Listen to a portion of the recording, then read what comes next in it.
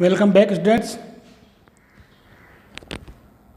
पिछले टॉपिक में हमने कोशिका की परिभाषा एवं कोशिका सिद्धांत के बारे में बताया था। अब आता है कोशिका सिद्धांत, नवीन परिप्रेक्ष्य में कोशिका सिद्धांत। तो देखिएगा, नवीन परिप्रेक्ष्य में कोशिका सिद्धांत, या हम ये भी कह सकते हैं आधुनिक कोशिका सिद्धांत। आधुनिक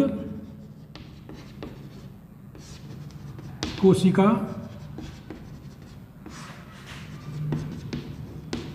सिद्धांत मतलब नए रूप से कोशिका सिद्धांत किस रूप में हुआ। तो देखो, रुडोल्फ विर्चो 1855, रुडोल्फ विर्चो 1855 ने बताया कि नई कोशिकाओं की उत्पत्ति पूर्ववर्ती कोशिकाओं से कोशिका विभाजन द्वारा होती है, अर्थात ओमनीज सेलुला ए ओमनीज सेलुला ए सेलुला। कैसे क्या देता हूं उन्होंने? ओमनीज सेलुला ए सेल्यूला, अर्थात नई कोशिकाओं की उत्पत्ति कोशिका विभाजन द्वारा पूर्ववर्ती कोशिकाओं से होती है। तो आधुनिक कोशिका सिद्धांत की नींव इस प्रकार देखिएगा, आप ध्यान देना। तो इसमें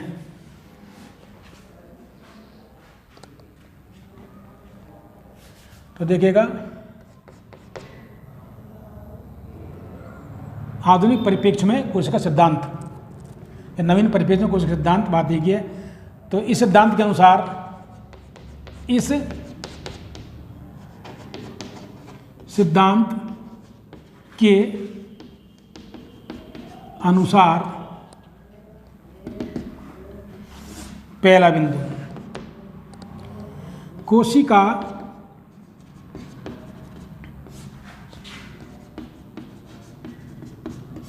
सजीवों के शरीर की संरचनात्मक एवं क्रियात्मक इकाई होती है। दूसरा है, सभी सजीव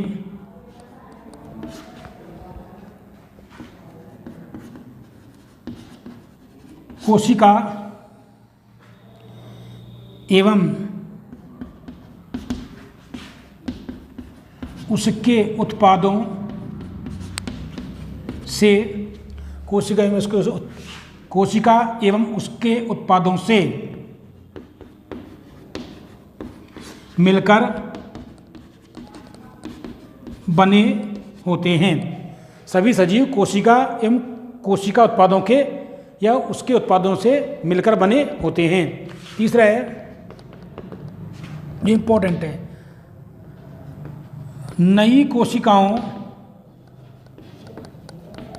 का निर्माण या उत्पत्ति, नई कोशिकाओं का निर्माण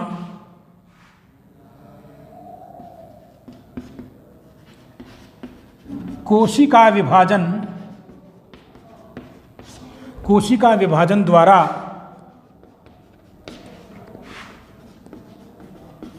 पूर्ववर्ती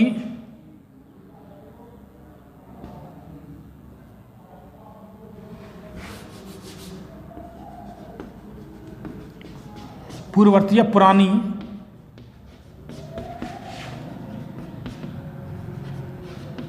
कोशिकाओं से होता है। पूर्ववर्ती या पुरानी कोशिकाओं से होता है। ये किसने बताया? रुडोल्फ विर्चो ने। रुडोल्फ विर्चो 1855, रुडोल्फ विर्चो ने बताया था।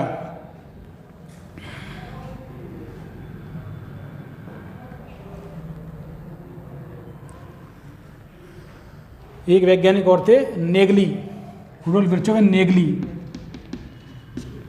इन दोनों ने दिया था इसको। तो ये आप ध्यान देना, निश्चित है कि क्या प्रकृति में ऐसे जीव भी पाए जाते हैं जो कोशिका नहीं है। तो ध्यान देना, तो कोशिका सिद्धांत के अपवाद, इसमें आता है कोशिका सिद्धांत के अपवाद। तो एक बार इसको देखना दोबारा कि नवीन परिप्रेक्ष्य में कोशिका सिद्धांत किसने, नेगली और रुडोल्फ विर्चो ने दिया था ये 1855 में। तो इस सिद्धांत के अनुसार कोशिका सजीवों के शरीर की रचनात्मक एवं क्रियात्मक इकाई होती है। दूसरा है सभी सजीव कोशिका एवं कोशिका के उत्पादों या कोशिकीय उत्पादों से मिलकर बने होते हैं। तीसरा जो इंपॉर्टेंट पॉइंट है ये था नई कोशिकाओं का निर्माण कोशिका विभाजन द्वारा पूर्ववर्ती कोशिका या पुरानी कोशिकाओं से होता है। अर्थात क्या, तो ओमनीज, OMNIS, ओमनीज सेलुला सेलुला, ओमनी सेलुला सेलुला, ये दिया था उन्होंने। अब देखिएगा इस सिद्धांत का अपवाद, कोशिका सिद्धांत के अपवाद।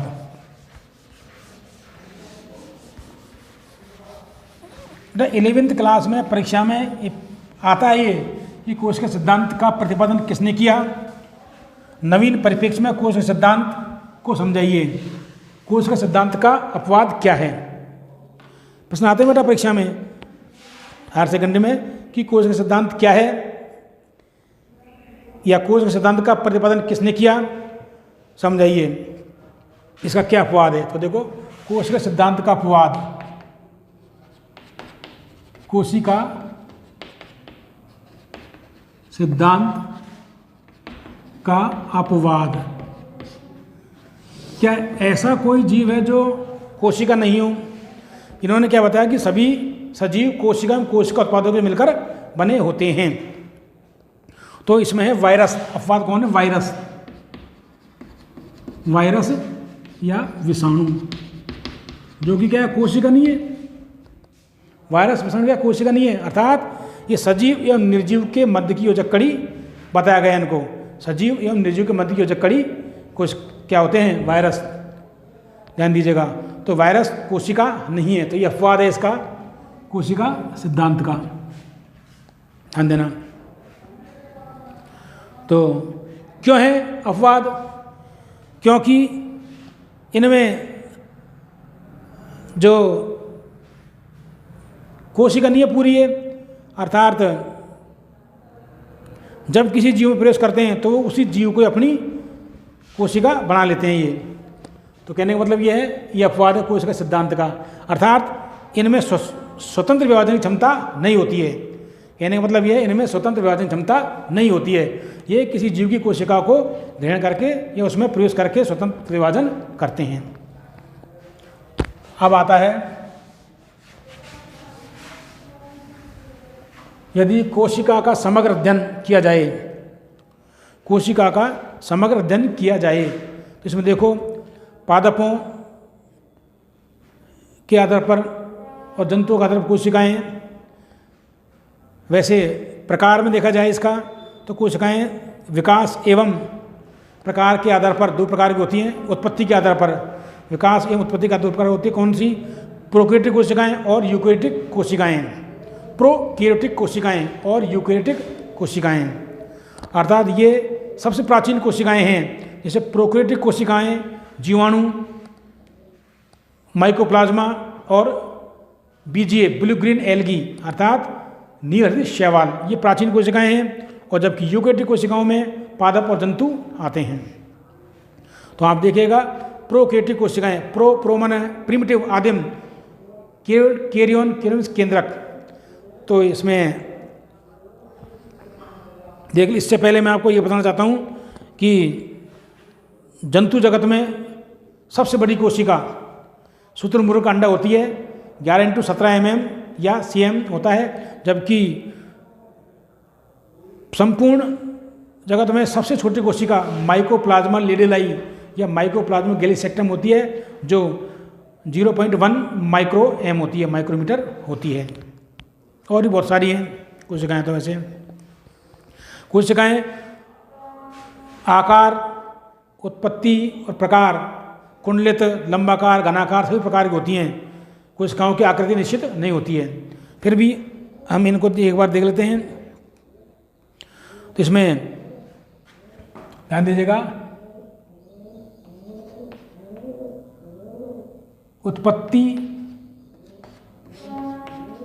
एवं विकास के आधार पर, उत्पत्ति विकास के आधार पर कोशिकाओं के प्रकार, कोशिकाओं के प्रकार। ध्यान दीजिएगा बच्चों, उत्पत्ति एवं विकास के आधार पर कोशिकाओं के प्रकार। तो ये दो प्रकार की होती हैं, दो प्रकार की होती हैं। पहली आपको प्रोकैरियोटिक कोशिकाएं,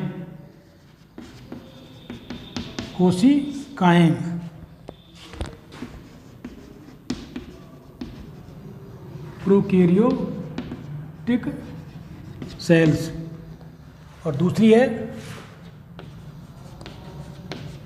यूकैरियोटिक कोशिकाएं।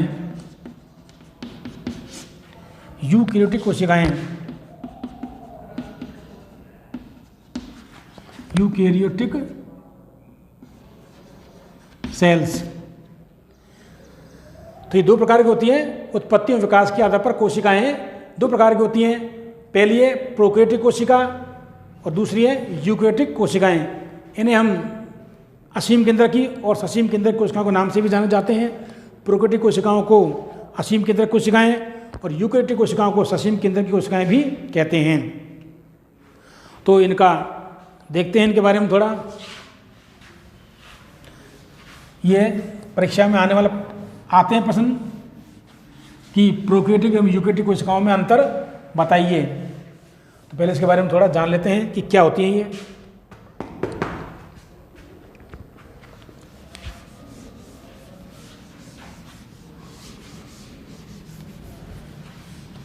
देखिए, प्रोकैरियोटिक पहली है प्रोकैरियोटिक कोशिका। प्रोकैरियोटिक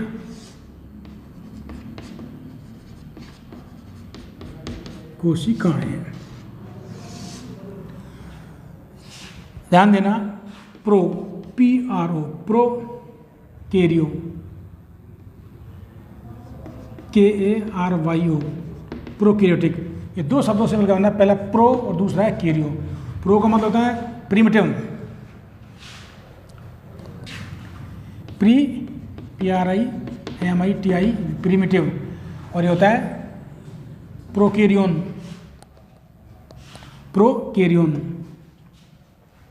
प्रिमिटिव, और ये होता है कैरियोन, KARYON कैरियोन। लैटिन शब्द है ये कैरियोन।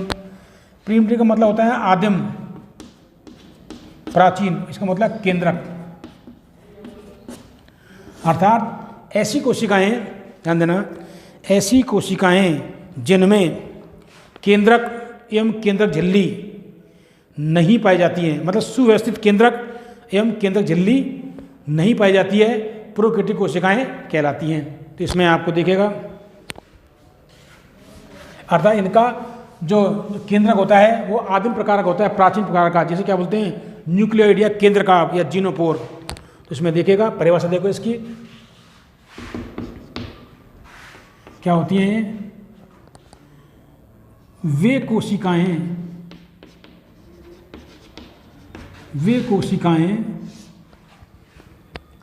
वे कोशिकाएं जिनमें सुविकसित केंद्रक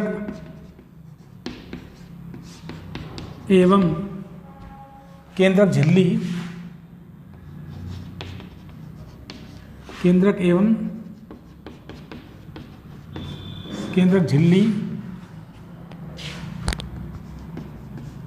नहीं पाई जाती हैं तो उन्हें प्रोकैरियोटिक कोशिकाएं कहते हैं। तो उन्हें प्रोकैरियोटिक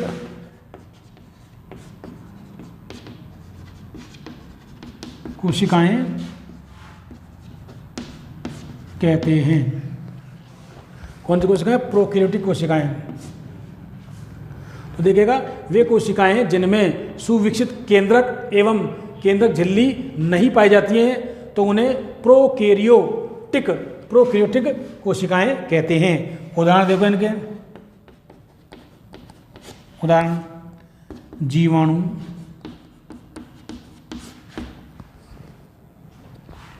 साइनोबैक्टीरिया,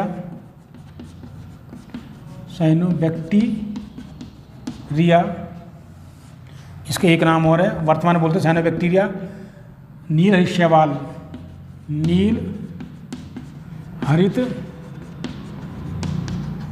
शैवाल। और तीसरे प्रकार के माइकोप्लाज्मा।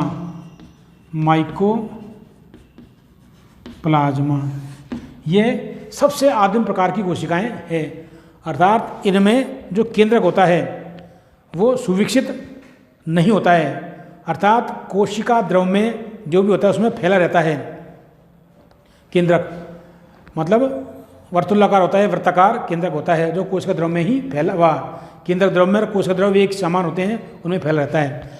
इनमें सुविकसित कोशिकांग भी नहीं पाए जाते हैं झिल्लीयुक्त, जैसे माइटोकॉन्ड्रिया, हरितलवक, गोल्जिकाय, लाइसोम, राइबोसोम जरूर पाए जाते हैं इनमें, ध्यान देना, जो कि झिल्ली रहित कोशिकांग है। तो आप देखिएगा, ये कोशिकाएं हैं, इनमें जो केंद्रक होता है, अंतर करूँगा तो बता दूंगा आपको मैं। इनमें जो केंद्रक, प्रोकैरियोटिक कोशिकाओं को प्रोकैरियोटिक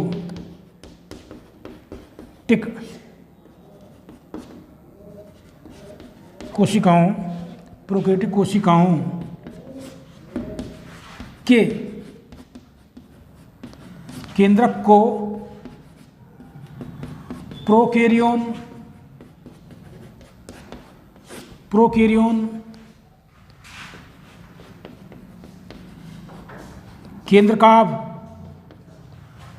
केंद्रकाभ